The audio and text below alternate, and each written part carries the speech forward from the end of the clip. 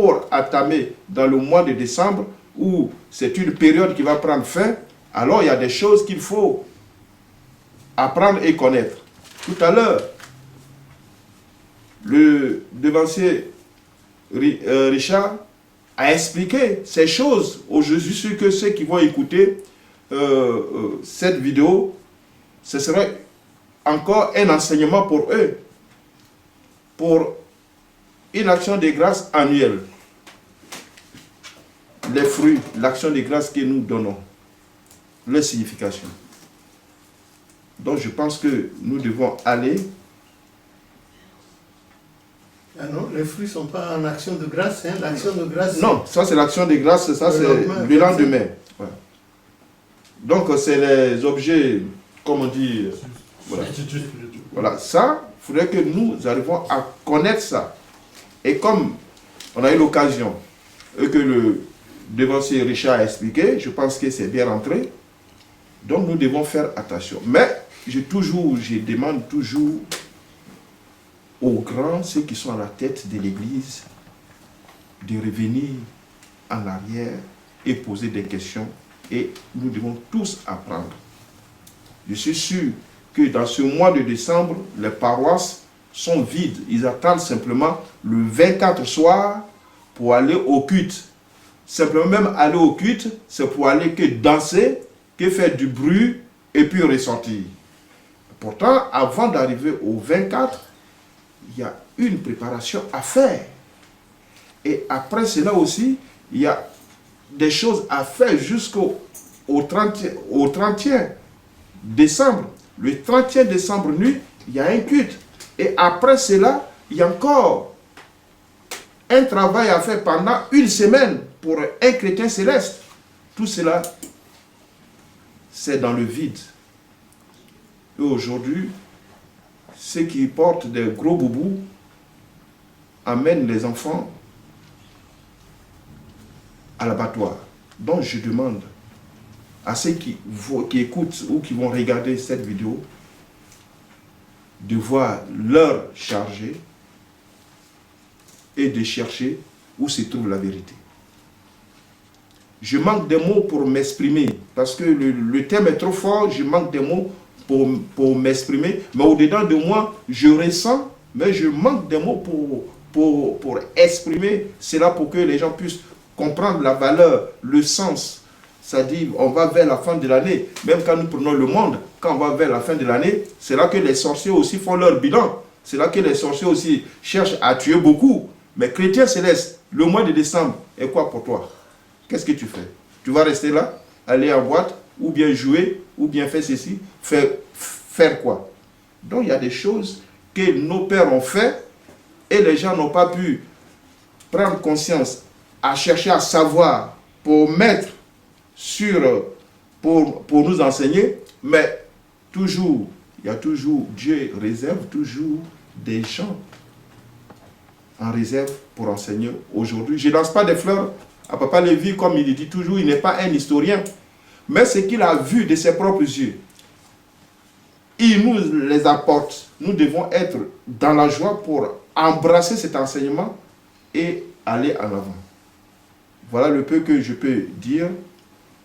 Je demande à tous ceux, je ne demande pas à tous les chrétiens célestes, mais je demande à tous ceux qui cherchent la vérité, alors qu'ils continuent à chercher la vérité et qu'ils posent des questions. Surtout, vous connaissez déjà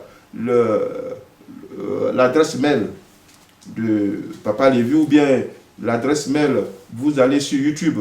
Il a fait plusieurs vidéos, il a expliqué beaucoup de choses. Vous allez sur dessus et vous allez apprendre à connaître l'Église. Que la paix de Dieu soit avec nous. Un autre. Moi, personnellement, comme disait tantôt ma soeur Maman Jeanne, beaucoup de thèmes qu'on a appris, beaucoup de choses. Et je me trouve toujours là-dedans. Je demande toujours à Dieu de me pardonner. Parce que j'étais une grosse rancunière. J'étais une grosse boudeuse. Pour bouder, ce n'est pas encore fini, mais je travaille. J'ai de la chance, Dieu m'aime beaucoup, parce qu'il a mis une personne au-devant de moi qui m'enseigne. Et avec cet enseignement, c'est à moi de demander aussi à Dieu de m'aider, d'avoir la force, le courage de rester tout le temps en éveil pour comprendre cet enseignement pour que je puisse changer. J'essaye, mais ce n'est pas encore ça. Donc, à la veille de la fin de cette année, personnellement, je ne suis pas contente de moi parce que mon bilan spirituel ne me plaît pas. Mais je sais qu'il y a certains points où j'essaye de travailler et Dieu m'aide. Et je prie Dieu de m'aider que par sa grâce, si je vois 2020, que ma vie spirituelle décolle vraiment et que ça change. Et je sais que par sa grâce, j'y arriverai. Une parenthèse, j'avais fait un songe où tout le monde courait. Tout le monde venait me dépasser. Moi aussi, je courais. Je regardais, je disais, ah, tout le monde courait. Et puis, tout de suite, à ma droite, je vois une personne qui tombe. Je le regarde et je vois qu'il était en train de saigner. Le sang sortait par des narines. Bon, je n'avais pas trop compris. Et le problème, c'est que je me suis réveillée en disant que l'essentiel, c'est d'arriver à bon port. Et j'en avais parlé au devancier. Donc, je prie Dieu, chacun a son rythme. Je prie Dieu qu'il m'aide en 2020 de faire mieux que ça. Et de continuer toujours d'apprendre. Sur la colère, non. Mais des rancunes, oui.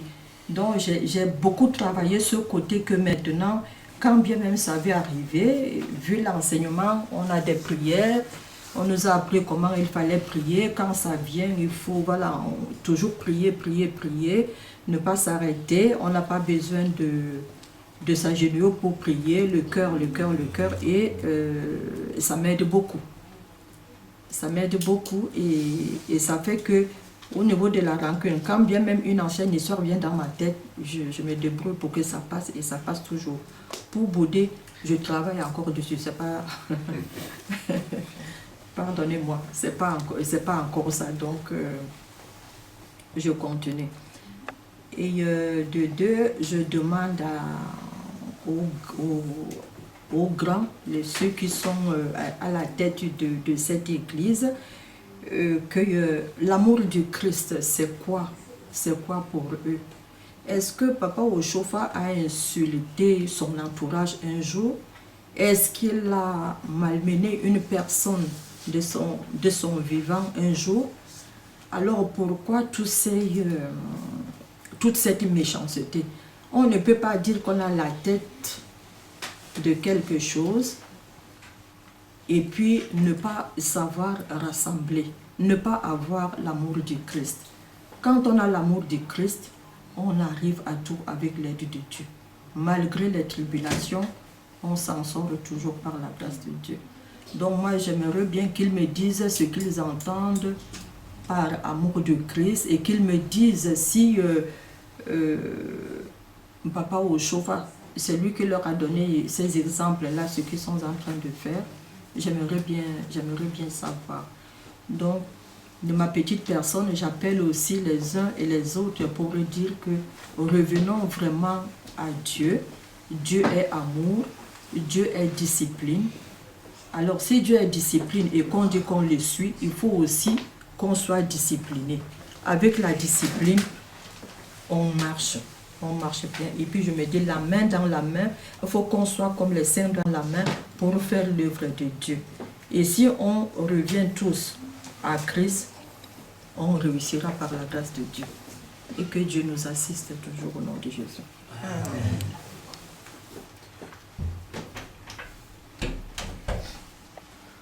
Donc, le moment de la parole s'apparaît. Qui veut parler? Oui, allez-y. Oui.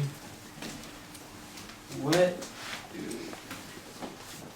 Si nous revenons au thème du jour, l'Église du Salut Céleste, au soir de l'an 2019. Ce thème, quand on le parcourt, nous indique, nous force à faire le bilan. Comme certains de mes frères, ceux qui m'ont précédé, l'ont dit. Le bilan,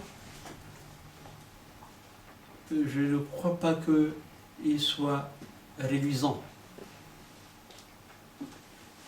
Je parle de l'Église. Dans la mesure où Dieu, de par son prophète, pasteur, fondateur, je nomme Papa Samuel Joseph Ochofa, a balisé, nous a donné un cap à travers lui, de par tout ce qu'il nous a laissé, nous a légué dans cette église. Et au jour d'aujourd'hui, quand tant soit peu on est un chrétien céleste averti, lorsque c'est un peu comme un miroir, ce que le prophète pasteur nous a laissé. Lorsque nous nous regardons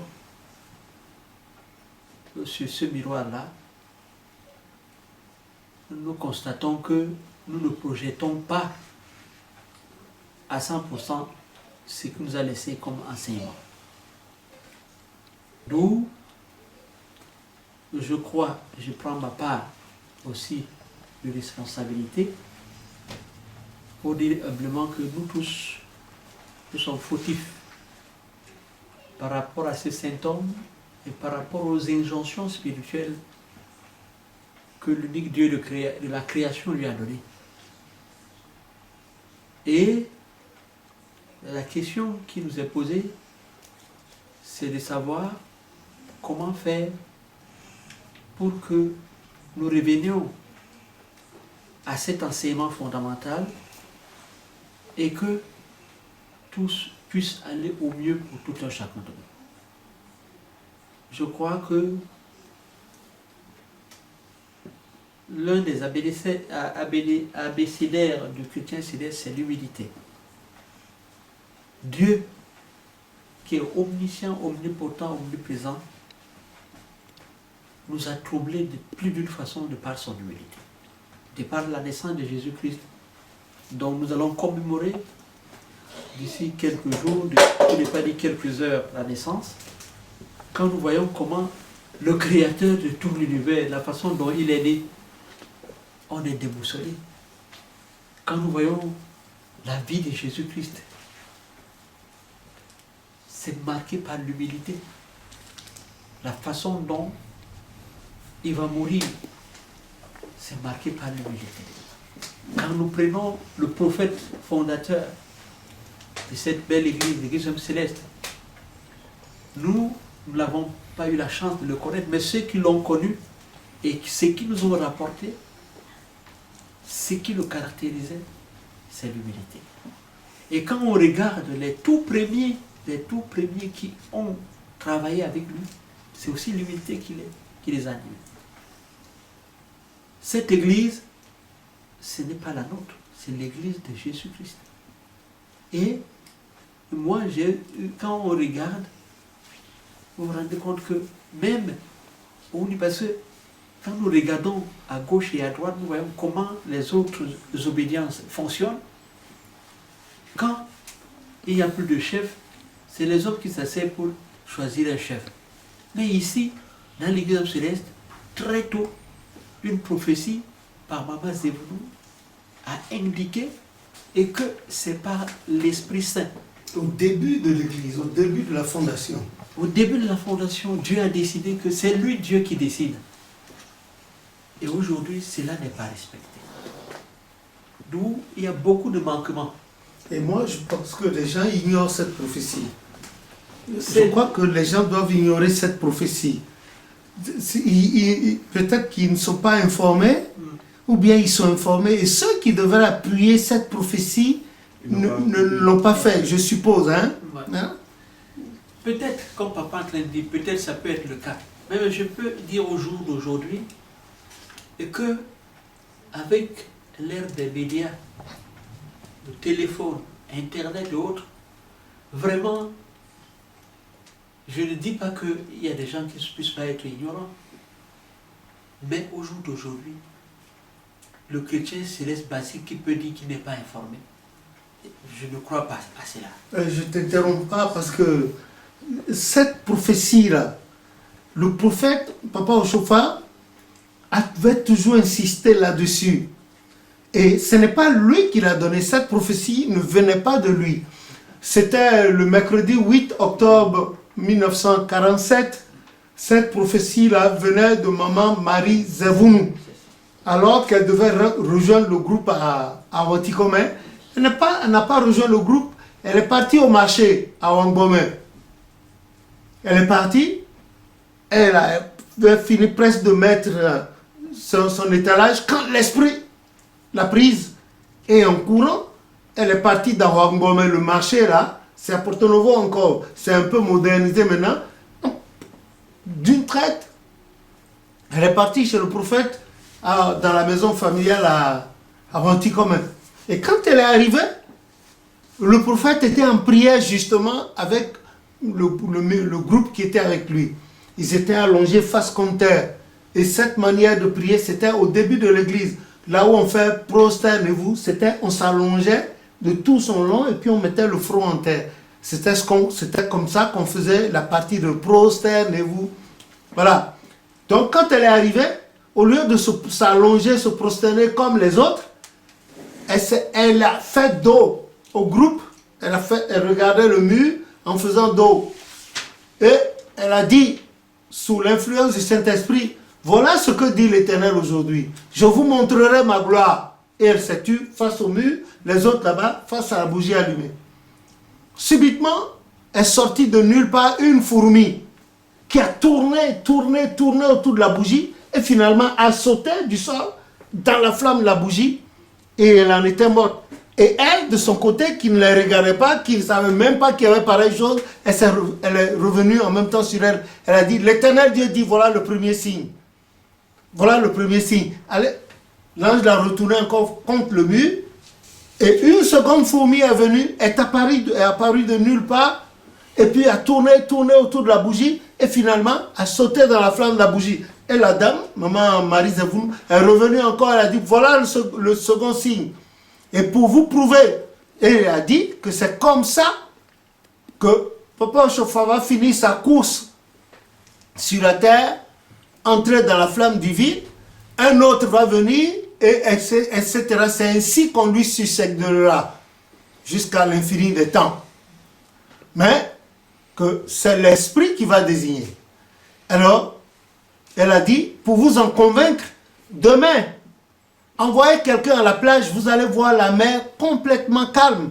Et celui-là que vous allez envoyer, cette personne pourra prélever du sable du fond de la mer au prophète Oshofa, et avec, il pourra guérir les gens qui souffriraient des problèmes Dieu. Et en même temps, l'Esprit a émis le chant. Il nous appartient tous de remercier Dieu. Venez tous et qu'ensemble nous lui rendions grâce. Car les fourmis doivent lui rendre grâce, ainsi que le sang fluvial. Il nous faut rendre grâce à Dieu. Alléluia au Seigneur, tous ensemble célébrons Dieu. Amen.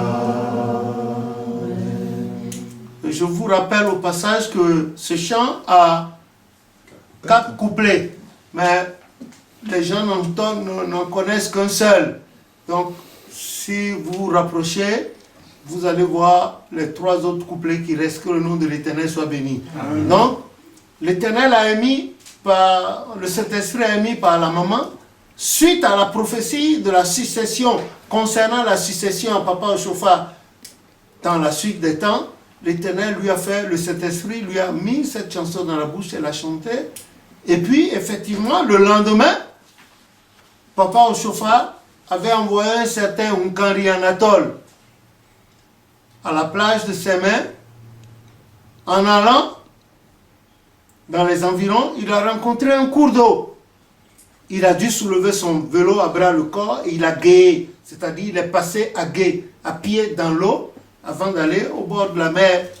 Et quand il est arrivé, la mer était tranquille et calme. Il n'y avait pas de houle, il n'y avait pas de vague, il n'y avait pas de bruit. Il n'y avait pas de vent. Donc il est descendu, il a pu prélever le sable comme la prophétie a dit. Et en revenant maintenant, en retournant du bord de la plage pour retourner à Porto Novo, le cours d'eau qu'il avait vu en venant et qu'il a traversé à gué, on dit passer à gué, c'est-à-dire passer à pied, le cours d'eau a disparu. Quel miracle! Il est rentré à Porto Novo, il a fait le compte rendu, il a mis le sable à Papa Ochofa. Voilà comment la prophétie de la succession à Papa Ochofa a été faite. Hein? Ce mercredi 8 octobre 1947. Et plus tard, le prophète en a parlé plusieurs fois, notamment la première fois, lui-même quand il a sorti ça, c'était le 6 août 1961, à Porto Novo, au siège suprême de l'église. Il a dit que lui, il a fait déjà son temps, que l'église a grandi et continuera de grandir. Il va arriver du monde et c'est ce jour-là qu'il a donné les trucs que vous avez dans le tome 1, tome 2, où on parle de comment se sanctifier, comment faire ceci, comment faire... C'est ce jour-là que le prophète, ça a duré des heures. Et le Seigneur nous a permis de vous rapporter cela. Et ceux qui n'en sont pas informés puissent chercher le tome 2, Papa Ochofa, Église du christianisme céleste, le prophète noir aux pieds nus. Le prophète noir africain aux pieds nus. Ils n'ont qu'à chercher et ils verront tout ce que le prophète a dit. Et le prophète d'ajouter, il a dit que l'église ayant grandi, que lui, il n'est qu'un simple rassembleur de brebis. Que celui, l'organisateur en chef lui-même va venir après lui. Que celui-là va arriver. Mais qui sera désigné par le Saint-Esprit publiquement et sera né dans l'église. S'il n'était pas encore né, il naîtrait dans l'église. Et il a dit que ceux qui l'entourent là, aucun d'entre eux ne lui succéderait. Il a précisé, il a dit aucun d'entre eux, en ce moment, le supérieur Agba aussi, il n'était même pas supérieur, il était à l'Agba, il était à la chorale avec nous. Papa Bada, en 61, il était senior, vénérable senior leader, et Papa Yansounou était assistant évangéliste. Voilà. Et c'était les 3 responsables, les 3 plus grands. Donc, la deuxième personnalité, Papa Yansounou, après Papa, c'est tout. Et après, c'était quelques rares leaders. Quelques rares. Sinon, c'était des déroutants partout. Voilà. Et il a dit, aucun de ceux qui l'entourent n'allait lui succéder. Il a précisé ça. Voilà, comment ça se passe. Mais la tristesse dont tu parles, et dont les uns et les autres, que les uns et les autres ont évoqué, dont moi-même, ça dit, j'ai trouvé pénible qu'aujourd'hui, les gens aient étudié l'histoire à l'école primaire, au collège, à l'université. Ils étudient bien l'histoire des autres religions, l'histoire des autres églises, des autres pays, des autres civilisations, et ce qui est né dans leur continent, dans leur pays, ils n'étudient pas profondément cette histoire. Et ils écoutent les racontars, les oui-dire, ce qu'on dit ici. Hein? Et c'est cela qui est le socle de leur histoire.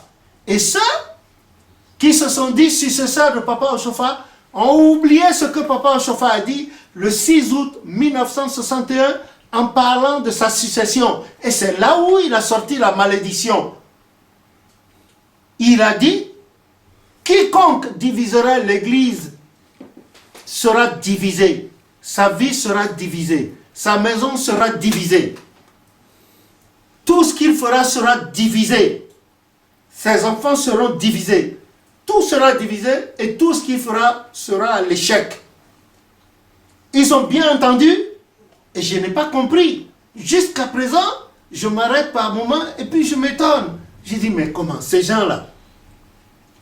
D'autres ont dit, ah oui, l'autre il doit être pasteur parce qu'il est suprême évangéliste. L'autre a dit, ah, c'est lui qui est au siège mondial, au siège suprême de l'église, il doit être pasteur. D'autres disent, oui, il doit être pasteur. Mais où est-ce que le prophète a écrit ça?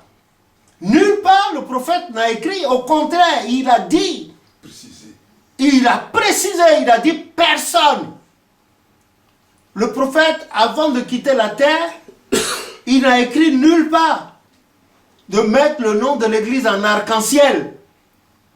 Nulle part. Oh, c'est par Papa Nyanga qu'on a eu la vision. Et vous avez eu toute la vision, une bonne partie dans votre livre, là, le tome 1 ou bien le tome 2 de Papa Ochofa. C'est expliqué.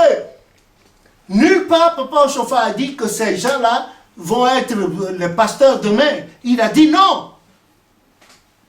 Et ce qui est bon là-dedans, il a dit, l'Esprit a dit que celui-là sera désigné par le Saint-Esprit et il doit naître dans l'Église. Maintenant, ceux qui se sont choisis chefs de l'Église, lequel d'entre eux est né chrétien céleste? Lequel a été choisi par le Saint-Esprit? Donc, nous avons dévié. Nous avons dévié, nous tous, jusqu'à moi, nous avons dévié de la voie tracée à Dieu, que Dieu a tracée à Papa Ochofa. Nous faisons une espèce d'église du christianisme céleste seconde.